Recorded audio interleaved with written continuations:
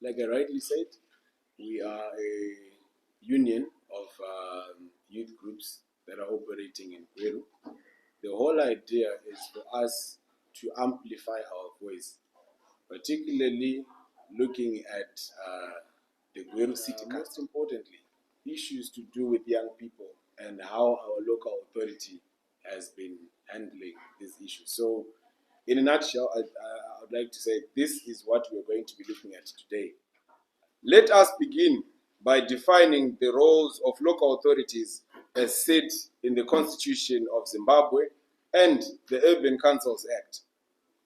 The Constitution is clear in Section 274, which mandates local authorities to promote socio-economic development of their community. Local authorities have the responsibility to craft and implement local solutions to our local problems as our local government. Fellow residents, we have made numerous diplomatic attempts to engage the city of Gweru in our quest to establish a youth desk, which is a platform that will ensure our voices are heard, our concerns are addressed, and our potential is fully realized. Our proposal was clear. We requested for just operating space for the desk and assured them that we would self-fund until the desk is fully established. Yet, despite these reasonable and proactive measures, the response from our city council has been nothing short of dismissive. In fact, senior council officials from the city of Gweru are actually quoted to have said, let's hold it until their momentum drops. Just last week, we got a response from council, and the acting director for the Department of Housing and Community Affairs was quoted to say, we don't need any voice in the youth council. Already what we have is sufficient. Now, these statements are a clear indication that they intend to muzzle the voice of the youth and continue ignoring the challenges we face daily. It is high time we move to a point of action. Fellow residents, today we are faced with an increasingly desperate situation. The youth in our city are under siege. The drug pandemic is wreaking havoc across our communities, and yet our local authority shows absolutely no intention to address this crisis. The unemployment rate continues to rise, whilst our city fathers pay a deaf ear to our cries for local solutions to our local problems. Recreational facilities continue to be converted into maize fields, dump sites, and places of immorality under their watch. Daily, we are being brutalized by the municipal police in each of our desperate attempts to make an honest living. Furthermore, the rates continue to soar and service delivery continues to deteriorate. We are witnessing a clear disparity between the rates we are paying and the services we are receiving. For instance, back in the day, I'm sure most of us as Gweru residents recall that we received water on a daily basis, yet we paid reasonably low rates. The situation we have today is one where some households are getting water 3 times a week, twice a week, or even once a week, yet the rates continue skyrocketing. The council's negligence does not end there. Recently, 2 young council workers died like rats in a manhole where they were deployed without necessary protective gear and technical training. Our questions have not yet been answered, and there has been no accountability. Instead, those who advocated for protective clothing were served with suspension letters. We have also witnessed rampant mismanagement of funds. A glaring example is the dire situation that we are witnessing at the TM Combi rank, which is in a sorry state despite transport operators contributing at least $200 daily. Ablution facilities at this facility are now a health hazard, and the general surface is dotted with potholes. As if that is not enough, the potholes are filled each time the sewer bursts just a few meters from this facility. In the interest of public health, this will be one of our first stops. The municipal police has recruited agents who collect $1 a day for each of the vendors operating in town as a protection fee during the raids, which are now commonly referred to as the tempo run. This is the same municipality that has failed to pay workers their December salaries, despite generating revenue both legally and otherwise on a daily basis. City council workers, the majority of whom are young people, are being robbed of their hard-earned money through a bogus medical aid scheme. Deductions are indicated on their payslips, yet the funds remain hanging and remain inaccessible.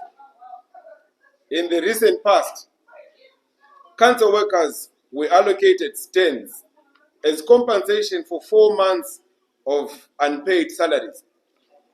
However, the very same stands that were allocated to council workers were later on sold to unexpecting members of the general public. Yes, we're referring to the Mkoba 21 scheme.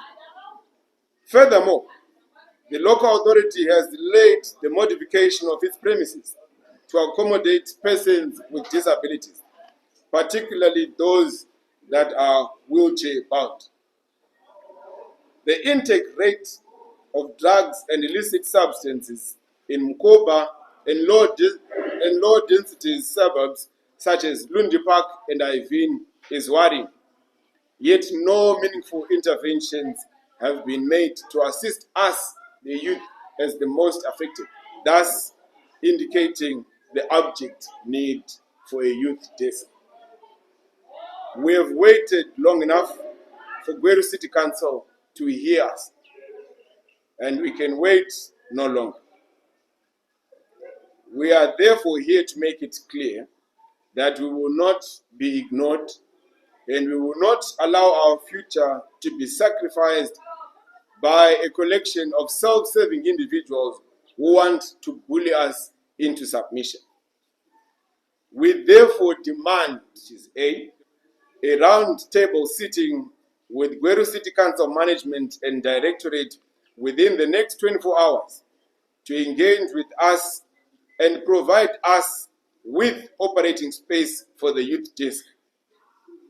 This is a meeting where we will brief them on operations and our action plan. B, the immediate reinstatement of Yvonne and Mutende Udzwa, who were suspended for voicing out concerns regarding council worker safety after the tragic death in the manhole incident. C, all disciplinary cases against workers who have raised concerns over outstanding December salaries and protective clothing must be suspended immediately. D, an immediate halt to the harassment of citizens by the municipal police. it is unacceptable for citizens, especially those trying to make an honest living, to be subjected to continuous abuse. This has to stop. Now, failure to meet these demands will be regarded as deliberate attempts to muzzle us as the young people, which we shall not take lightly. Moving forward, we shall focus as the youth on these critical areas. Number one, the drafting of a Gweru City Council youth policy. Number two, an unemployment and empowerment drive. Number three, conduct thorough investigations into the treatment and welfare of council workers, most of whom fall within the youth group. Number four, youth health and wellness through the revival of sports as a direct fight against drug and substance abuse. We shall start with soccer, netball, volleyball, darts, and pool. Fellow residents, we are calling upon all progressive young men and women, regardless of cultural, political, or religious affiliation, to join us in this struggle for survival, for this is about our collective future. It is about creating a space for youth to contribute meaningfully to the governance and development of both ourselves and our city at large. This is a call to action for us to take responsibility and defend the rights of the vulnerable. For the avoidance of doubt, I wish to make it clear that our youth desk shall be self-funded at first, but we will remain focused on achieving our collective goals. I have no history of failure, and certainly I don't intend to start now. I will execute my duties precisely and efficiently until such a time that I will pave way for the substantive Gweru Youth Commander to take us through. Meanwhile, as I proceed with the task at hand, let me reiterate that no youth in my area of jurisdiction shall be harassed by any counterproductive grouping, be it from social, political, religious, or economic front, not even local authorities, Gweru City Council included. To those who dare, they must do so knowing very well that they shall be answerable for their actions. As we conclude, let me remind you that our demand is straightforward and it is very simple. We want the youth desk in Gweru to be supported by the City Council. The youth desk will amplify the voices of the youth and serve as a platform that will accord us an opportunity to contribute to the decision-making processes that affect our lives at local level. We call upon the citizens to be responsible and engage in positive reconstruction of our city, and to stand with us in this struggle as young people. We also urge you, the media fraternity, to report openly and responsibly, highlighting real issues that affect our community and our future as young people. To my fellow youth, this is our collective journey. We will not rest until our voices are heard and our rights are respected. I thank you. These are the youth organizations that have come today for the press conference. So at this moment in time, I think I'm going to open for questions from the journalists. But I'll ask first. First question, do we represent the youth groups in Gweru? I think even from the introductions themselves, you realize that there's quite a broad uh, base of representation here. We've got the youth in business, entrepreneurs. We've got youth in churches, they're here. We've got youth from political parties. Like you rightly said before we started, it's not every day that you see youth from different political parties coming together to address issues, but this is a sign of the level of inclusivity that we have here today. So I think on that one we have answered. Now, the second question, what will happen if council does not bow to our demands? We will make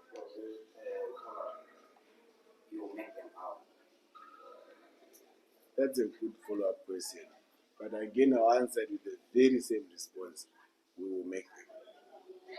That's a number of questions, but I'll just take them as they come. First things first, where are we going to be housed? I think if you listened to our demands, number one was that we are requesting, in fact, we are demanding a roundtable sitting with our local authority within the next 24 hours. We are not going to be requesting to set up the desk. The desk has already been set up. But we're going to be asking them to show us the office which we're going to be using, either right there, the premises or one of their buildings. They will give us, and we will decide if it's convenient for the young people. That's my response to our location.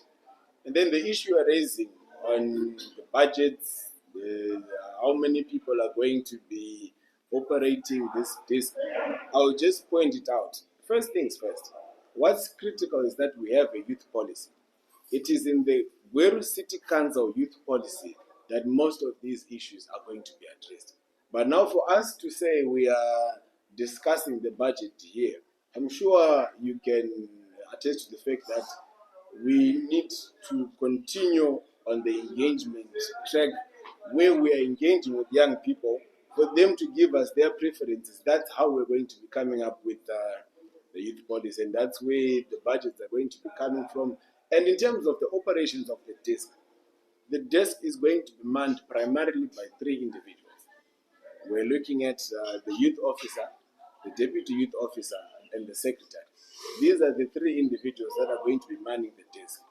But according to a policy that I personally foresee, we are going to be having an advisory committee, a youth committee, that has got representatives from each of the wards, from the organizations that you see here, so that whatever decision that is made, it is not an individual decision that I dream of when I'm in the comfort of my bed, but it is a decision that is given from a collective point of view.